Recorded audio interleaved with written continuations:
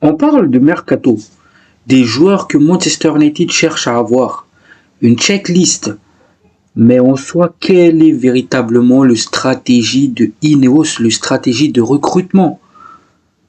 L'équipe, bienvenue sur Legacy United. Donc dans cette vidéo, nous allons un peu discuter du stratégie de recrutement de Manchester United, de Ineos, expliqué par David Orstand.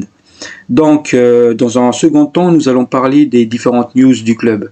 Sur ce, n'hésitez pas à vous abonner, à liker, à commenter, ça fait toujours plaisir. Sur ce, l'équipe, bon visionnage à vous.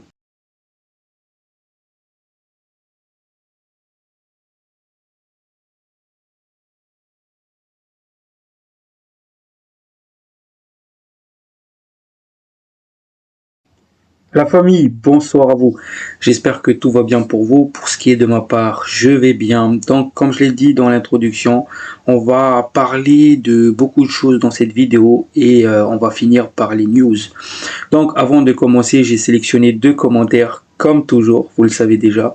Donc, je vais y répondre tout de suite. Premier commentaire que j'ai sélectionné, ça vient de Power Rangers Noir, où il nous dit que il est tout à fait d'accord avec moi pour le cas de Rasmus Højlund. Et aussi, il faut signaler que c'est un joueur qui n'est pas beaucoup servi par les milieux de terrain. Il n'est pas vraiment servi et qu'il a une bonne mentalité. Donc, oui, exactement. C'est que Rasmus Højlund, certes, il était en manque de confiance récemment, jusqu'à ce qu'il marque face à Leicester. Il était complètement perdu parce qu'il avait des occasions, il cogitait, il se posait beaucoup de questions, donc il n'y arrivait pas. Mais notamment, c'est un joueur que nos joueurs ne cherchent pas à servir tout le temps dans l'axe. Et ça, c'est dû évidemment piston ou bien milieu de terrain qui cherche pas beaucoup de centres. Mais dernièrement, on commençait à voir que Manchester United, les joueurs de Manchester United commençaient à servir les attaquants.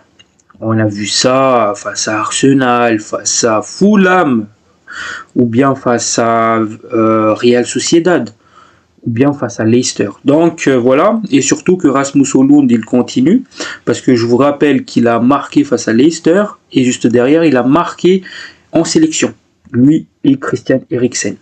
Donc en parlant aussi de sélection, voilà, la trêve est terminée. Et je vous rappelle qu'il y a 0 blessé côté Manchester United, donc c'est une bonne nouvelle pour nous. Donc voilà, avec les retours de la sélection avec 0 blessure, et notamment aussi des retours de blessures côté Manchester United, je pense qu'on a une effectif qui pourrait aller chercher quelque chose, notamment en Ligue Europa.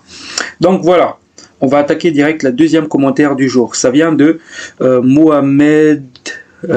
excuse-moi si je prononce mal du coup, où il nous dit que il pense que Sékou Koné est 2 fois meilleur que Boadi. Parce que dans ma dernière vidéo où je parlais de bazar en France, j'avais parlé de Boadi, le joueur de LOSC, où j'ai parlé que c'était un joueur calme et qui avait un bon vision de jeu, qui me fait beaucoup penser à Kobbie Mainoo, mais qui a cette côté agressif que Kobbie n'a pas forcément. Donc oui, Sékou Koné, c'est vrai que c'est un vrai talent et que c'est quand même dommage si on ne tente pas le joueur et qu'on va chercher quelqu'un d'autre. J'espère vraiment voir le joueur jouer en pro avec l'équipe A d'ici la fin de la saison pour que je peux bien me faire à l'idée du niveau du joueur.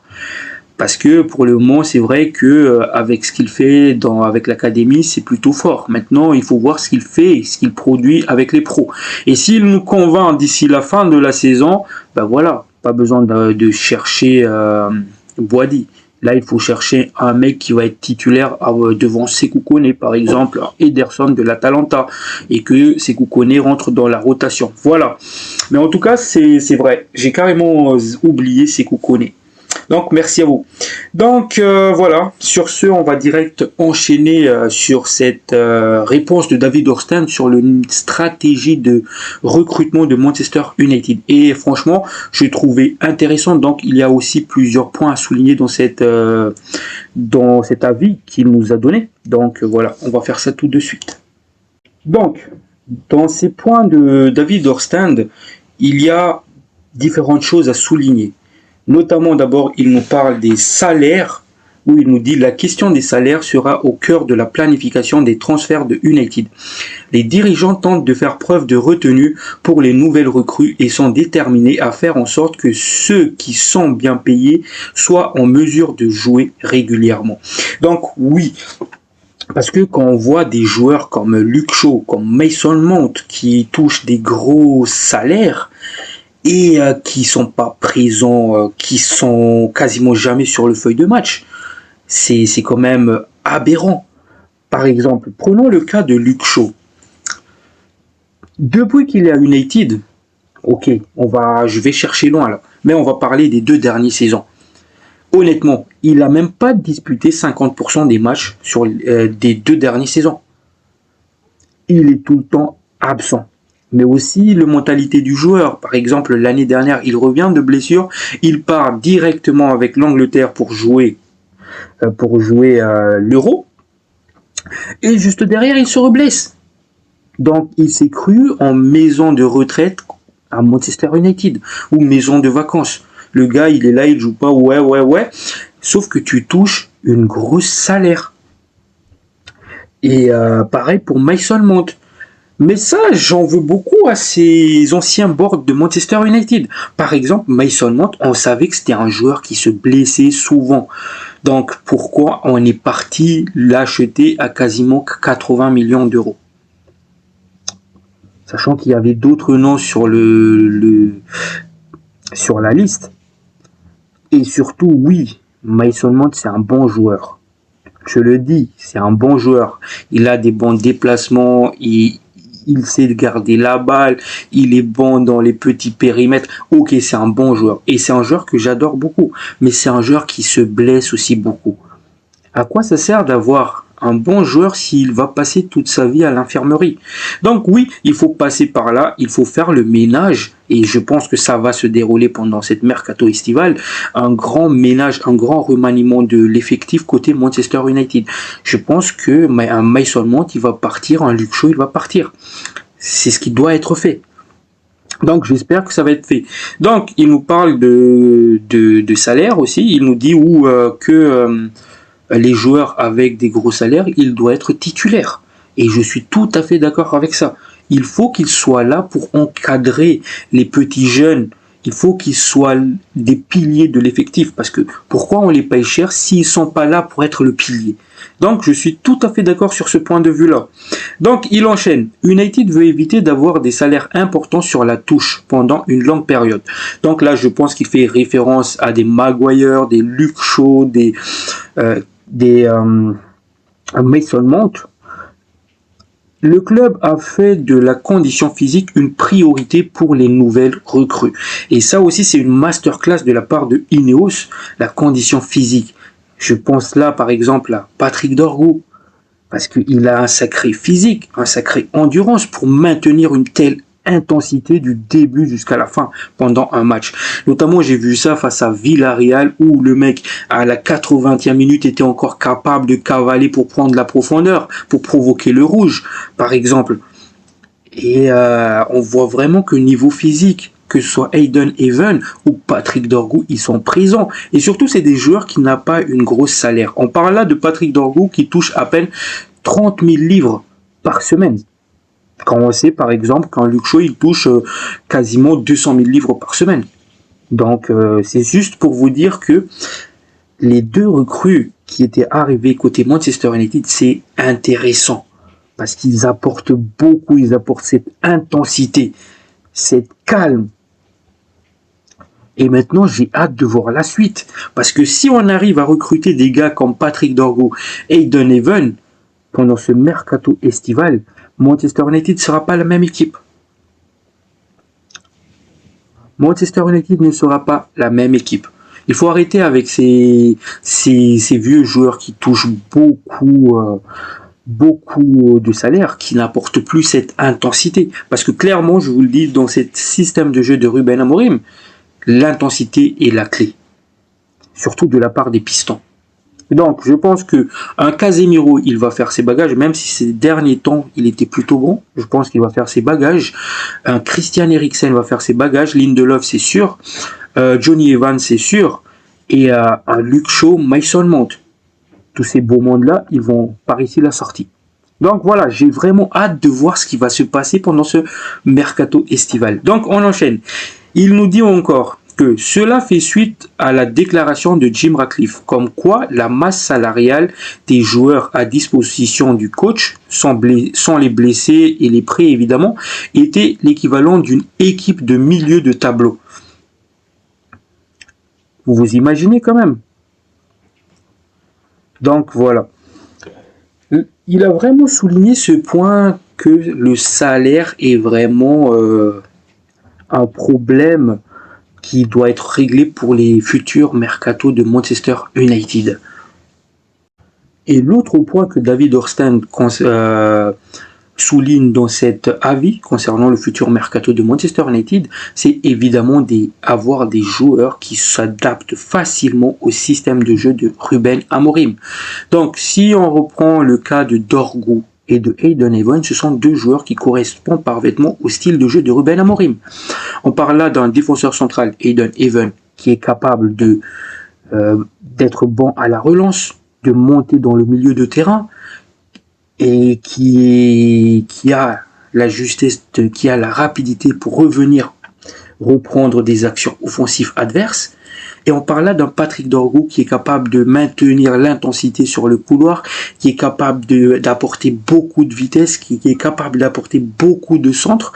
Donc, si on est capable de faire ces jolis coups sur ce mercato estival, si on est capable d'amener encore une fois une dynamiteur sur le piston droit, on arrive à amener un bon numéro 9, un bon milieu central, je pense que cette équipe de Manchester United ne sera pas la même.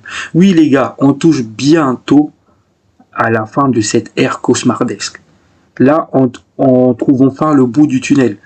On va bientôt retrouver la gloire d'Adam. Ces émotions qu'on a perdues, cette fierté qu'on avait, on va bientôt retrouver tout cela. Donc, come on, Manchester United. Donc voilà, maintenant on va attaquer un peu tout ce qui est news du club.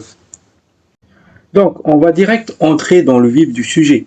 Donc, j'ai parlé tout à l'heure d'un dynamiteur qui était recherché par Manchester United sur cette position de piston droit. Il y a depuis longtemps le piste Quenda était associé à Manchester United, sauf que Chelsea nous a dévancé sur le dossier. Donc évidemment, Manchester United et Ruben Amorim cherchent une alternative. Et là, les deux, ils se sont mis d'accord, que ce soit le board de Manchester United et Ruben Amorim, pour le remplaçant à Quenda. Donc j'en ai déjà parlé sur ma vidéo, c'était le joueur de Braga, Roger Fernandez. J'en ai déjà parlé à plusieurs reprises, mais ce qui est différent cette fois-ci, c'est que là, on a enfin le prix demandé par Braga, qui est estimé à 25 millions de livres sterling. Ça peut monter à 30 avec les primes, les différents bonus. Donc voilà, comme encore une fois, c'est un joueur très très intéressant et que c'est un joueur que Ruben Amorim désire avoir. C'est un jeune joueur âgé de 19 ans qui est capable d'évoluer sur ce positionnement de piston droit ou ailier droit. C'est un joueur qui est rapide, qui est technique et aussi qui est bon niveau dribble. C'est clairement un joueur qui fait beaucoup de bien si on arrive à l'avoir à Manchester United. Donc, on va parler du caractéristique de Roger Fernandez parce qu'on n'en a pas encore parlé jusqu'à maintenant. Donc, les points forts de Roger Fernandez, c'est les passes clés, où il est très très fort, il excelle dans ça aussi. Mais aussi les frappes de loin, à l'extérieur de la surface. Côté Manchester United, il n'y a pas vraiment beaucoup de joueurs qui est capable de déclencher des frappes lointaines. Un peu du même profil qu'un Fede Valverde qui est capable de t'envoyer des missiles n'importe où du terrain, quoi, dans le secteur offensif. Il est aussi un très bon tireur de coups de pied arrêtés, que ce soit coup franc ou corner, ou même penalty. C'est un très très bon dribbleur. Il apporte beaucoup de contributions offensives. et il intercepte beaucoup de ballons. Niveau faiblesse, le joueur, il n'a pas vraiment de faiblesse.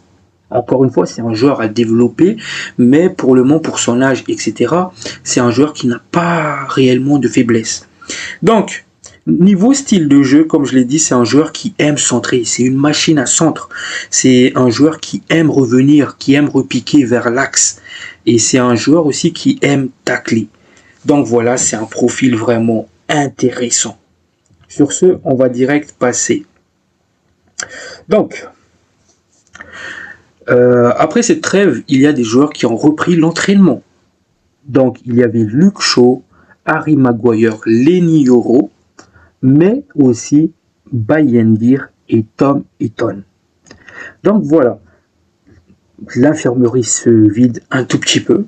Donc évidemment, il reste toujours Amad Diallo à l'infirmerie et il reste toujours aussi Kobbie Mainoo et Aiden Even. Mais ça va pas tarder, ils vont pas tarder à revenir. On parle là d'un Mainoo qui va potentiellement revenir, certes pas face à Nottingham Forest, mais le match d'après, je pense c'est l'OL le match d'après, où il va être présent.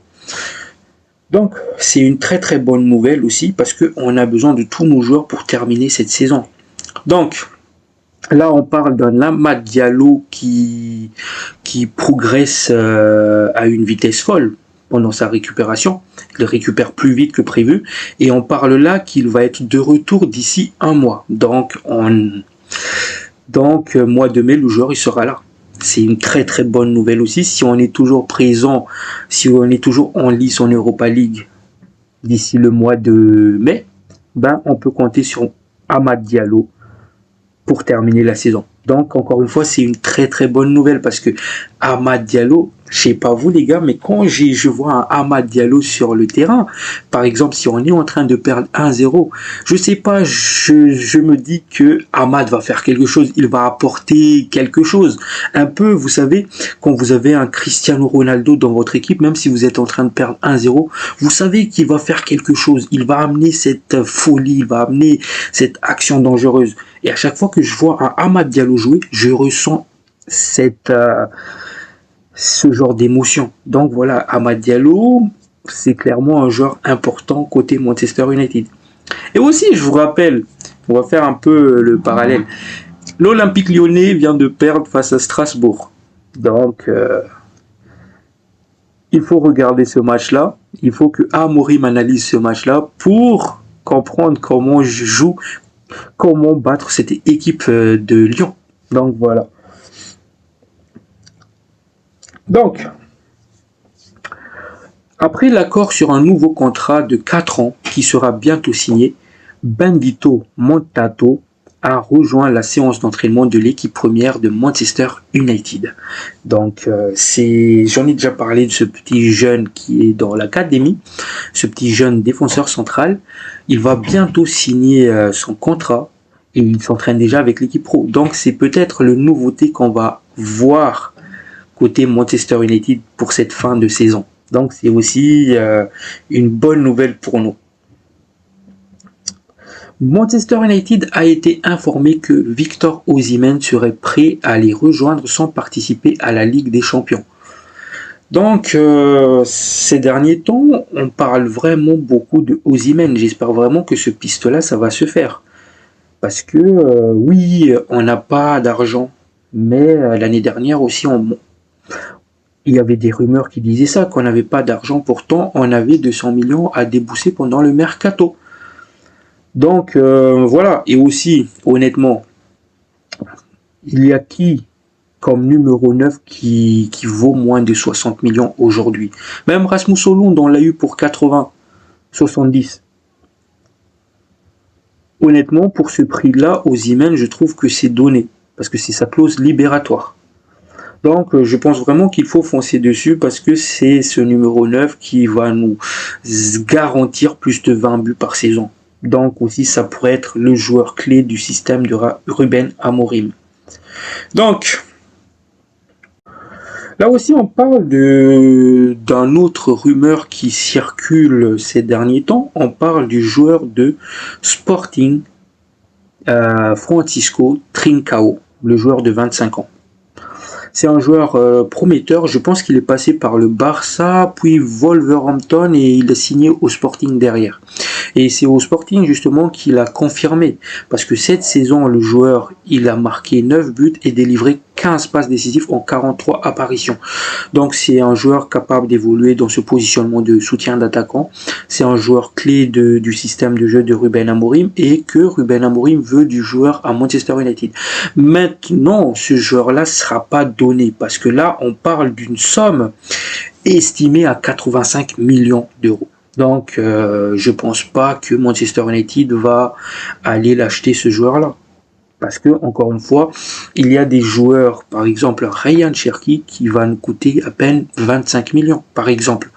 Et qui rentre dans cette stratégie de Ineos, c'est-à-dire acheter des jeunes à fort potentiel qu'il faut développer, qui rentrent direct dans le philosophie de jeu de Ruben Amorim. Donc voilà, j'ai fait le tour de tout ce qui avait à dire du coup. Donc la famille, si ça vous a plu cette vidéo, n'hésitez pas à vous abonner, à liker, à commenter, ça fait toujours plaisir. Sur ce, prenez soin de vous. Ciao, ciao.